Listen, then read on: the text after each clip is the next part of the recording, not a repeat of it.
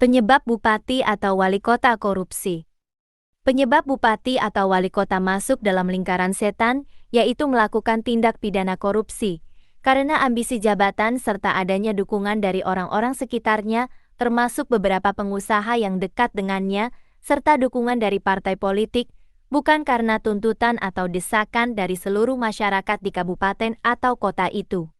Sehingga membuatnya semakin ambisius dan bernafsu untuk mencalonkan sebagai bupati atau wali kota dengan menghabiskan biaya kampanye yang begitu besar antara 75 sampai 175 miliar rupiah, dilihat statistik daerahnya.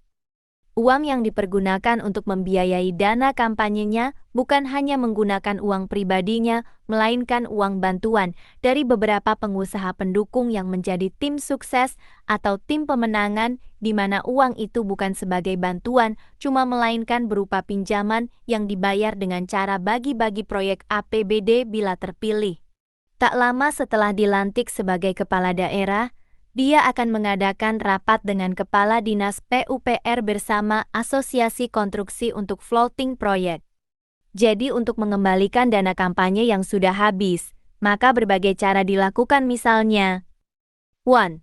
Meminta fee proyek antar 15 sampai 17,5% dari setiap nilai anggaran proyek. 2. Meminta jatah kepada pengusaha yang mengurus izin perusahaannya. 3. Memotong jatah pegawainya. 4. Meminta jatah dari calon kepala OPD yang bersedia dilantik. Hal inilah fakta yang terungkap di persidangan baik dalam surat dakwaan JPU KPK maupun keterangan saksi-saksi saat seorang bupati atau wali kota diadili sebagai terdakwa dalam perkara korupsi setelah ditangkap KPK. Di antaranya Kabupaten Sidoarjo, Nganjuk, Jombang, Tulungagung, Kota Blitar, Kota Probolinggo, Kabupaten Probolinggo, Bangkalan, Mojokerto, Situbondo.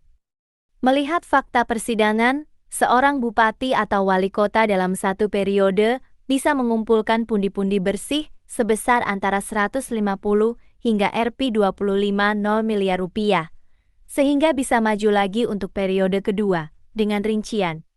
1. APBD per tahun misalnya 3 triliun. Ini dibagi dua, yaitu 50% untuk gaji pegawai dan 50% lagi untuk pembangunan infrastruktur.